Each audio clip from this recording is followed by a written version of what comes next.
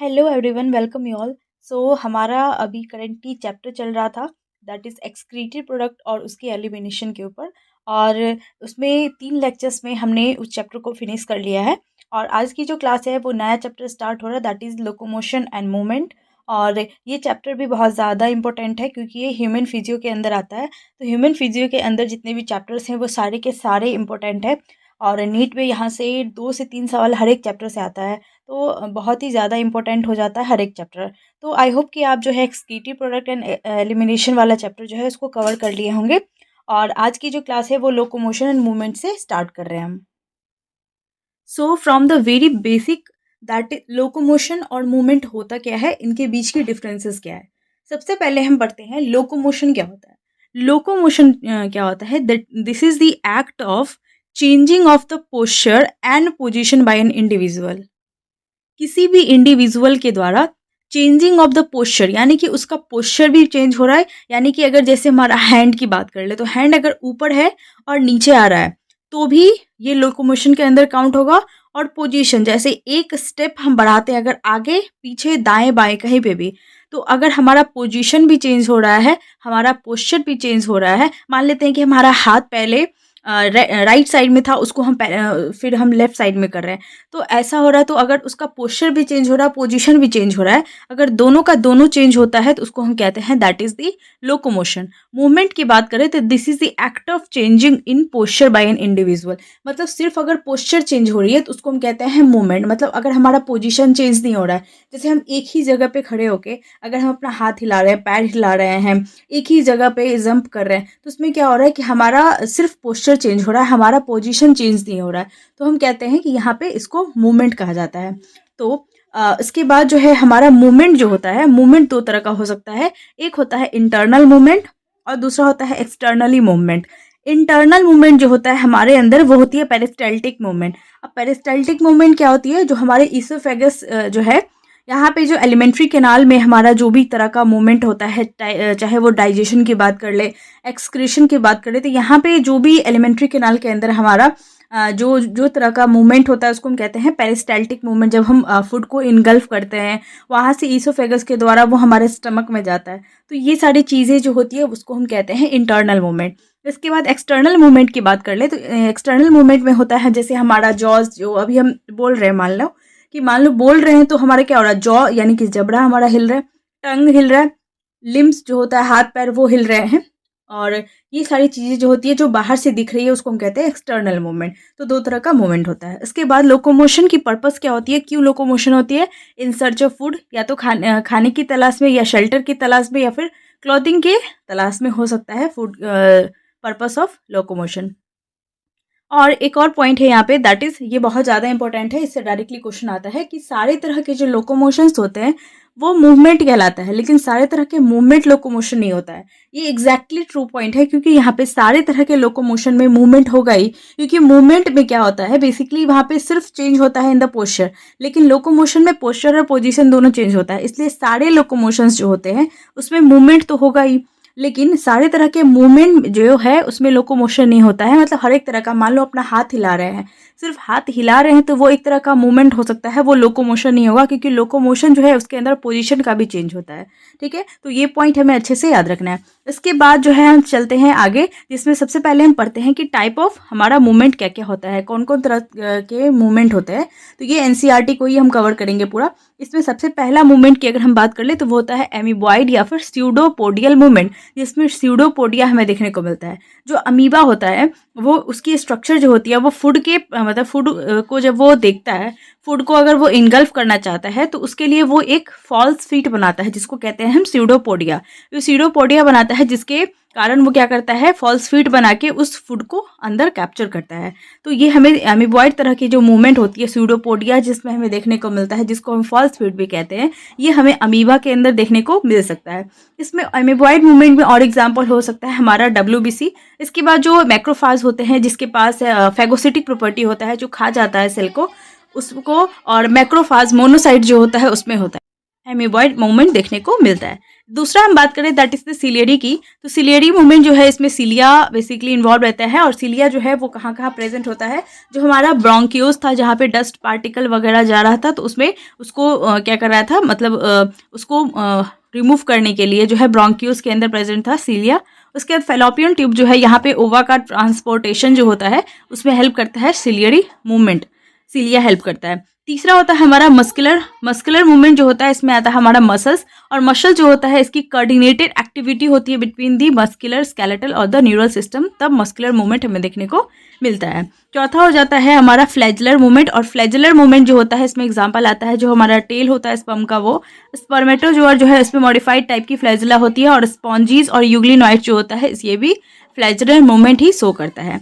इसके बाद कुछ और पॉइंट्स है एनसीईआरटी की, जैसे कि जो पैरामीशियम होता है उसके पास होता है क्या, सिलिया प्रेजेंट होता है लोकोमोशन के लिए, और movement of the food through the cytopharynx जो होता है उसके द्वारा वो फूड की मूवमेंट भी कराता है, और सिलिया के ही हेल्प से क्या होता है उसमें लोकोमोशन भी देखने को मिलता है पैरामीशियम के अंदर। दूसरा है हमारा हाइड्रा जो होता है इसके पास टेंटिकल्स होता है फॉर लोकोमोशन के लिए भी, और फूड कैप्चर ऑफ प्रे जो होता है उसकी कैप्चर के लिए भी इसके पास क्या होता है, टेंटिकल्स होता है हाइड्रा के पास। इसके बाद हम समझते हैं मसल टॉपिक को।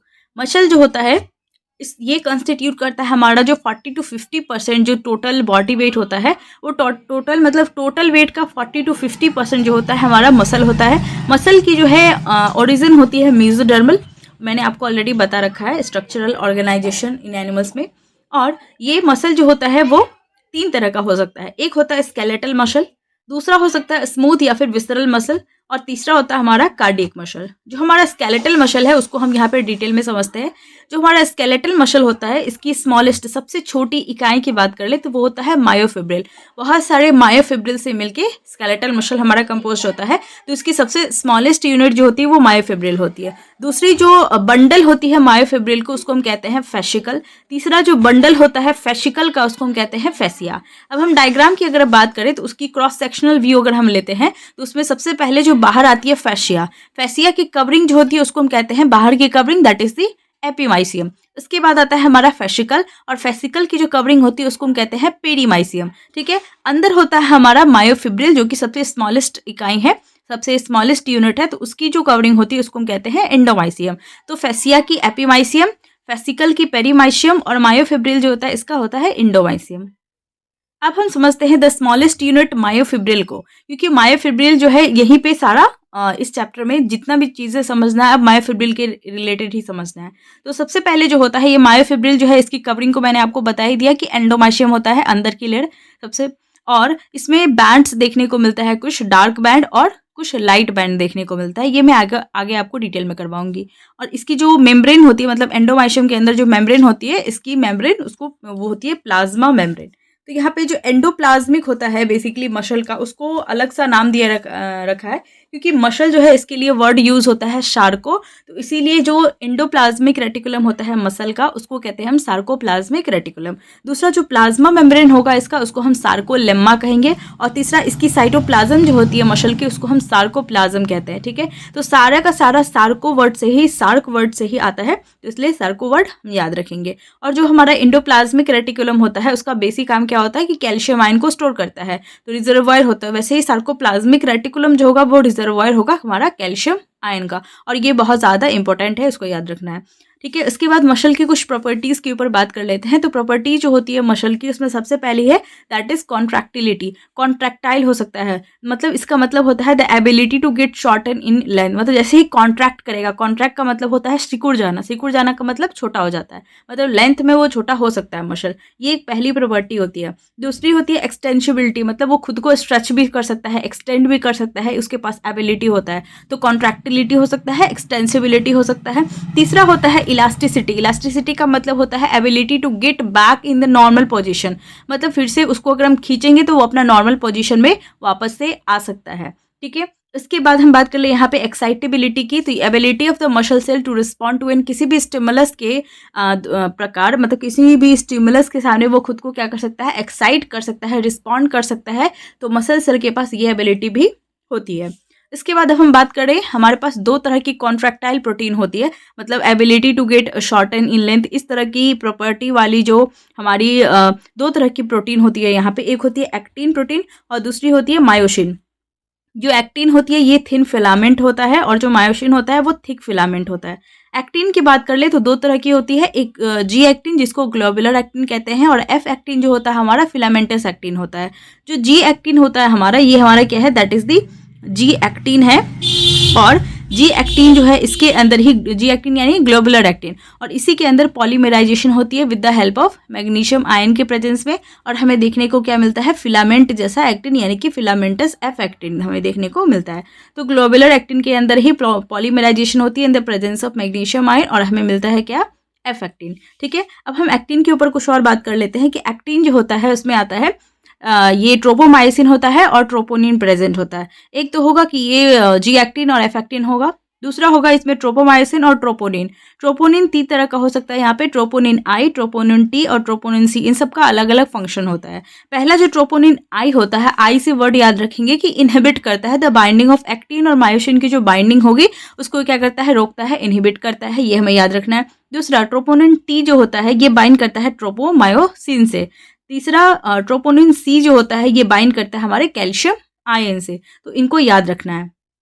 अब जो है हम हमारा जो एक्टिन है उसकी डायग्राम के ऊपर देख लेते हैं, क्योंकि डायग्राम से जो है डायरेक्टली क्वेश्चन आता है, या तो डायग्राम दे देगा और उसको इंडिकेट करने के लिए कहेगा, या फिर जो है हमारा ऐसे ही नाम से डायरेक्टली पूछ लेता है कि किन किन तरह का एक्टिन होता है, इनका काम क्या होता है। तो सबसे पहले हमारा बीच में होगा यहाँ पे ग्लोबुलर एक्टिन, जिसको हम कहते हैं यहाँ पे बेसिकली हमारा जी एक्टिन होता है, ग्लोबुलर एक्टिन, जी एक्टिन।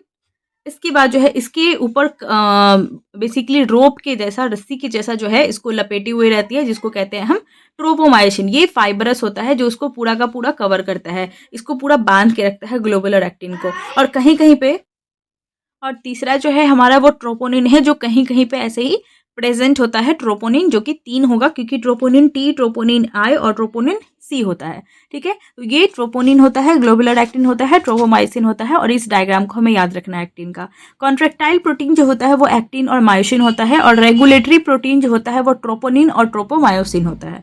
इसके बाद हम बात कर लेते हैं मायोसिन के ऊपर। तो मायोसिन जो होता है वो बनता है दो मीरोमायोसिन से, जिसमें एक होता है उसका ग्लोबुलर हेड और दूसरा होता है ऐसे, यहाँ पे ग्लोबुलर हेड होगा और यहाँ पे क्रॉस आर्म होगा, और एक होता है टेल, जो जिसको कहते हैं हम, टेल होता है इसका फाइबरस और इसको हम कहते हैं लाइट मीरोमायोसिन, और इसका हेड होता है ग्लोबुलर, क्रॉस आर्म होता है, और हेड और क्रॉस आर्म जो होता है इसको हम कहते हैं एक साथ हेवी मेरोमायोसिन। तो इससे क्वेश्चन आता है कि जो हेवी मेरोमायोसिन होता है वो क्या क्या होता है, तो हेड एंड क्रॉस आर्म जो है उसको मिला के कहते हैं हेवी मेरोमाइसिन, और टेल इसका होता है फाइब्रस और लाइट मेरोमाइसिन उसको कहते हैं। ठीक है, इसके बाद जो है हमारा जो इसकी जो हेड होती है, हेड में दो साइट होती है, एक होती है एक्टिन बाइंडिंग साइट जहाँ पे एक्टिन आके बाइंड करता है, और दूसरा होता है एटीपी बाइंडिंग साइट जहाँ पे एटीपी आके बाइंड करेगा। तो ये थी यहाँ तक की मायोसिन के ऊपर बातें, और यहाँ तक मैंने आपको बेसिक सी चीज़ें जो है बताई है। इसके बाद जो है यहाँ पे कॉन्ट्रैक्टाइल वगैरह कैसे कॉन्ट्रैक्शन वगैरह होता है, रिलैक्सेशन होता है हमारे मसल्स में, ये सब चीज़ों के ऊपर बातें होगी नेक्स्ट क्लास में। और आई होप कि लेक्चर आपको समझ में आया होगा, नहीं आया है तो फिर से आप इसको जा करके देख सकते हैं। और सारे हैंडरिटन नोट्स के लिए आप इंस्टाग्राम, टेलीग्राम कहीं पे भी जुड़ सकते हैं, आपको मिल जाएगा। और तब तक के लिए stay tune, stay healthy and thank you.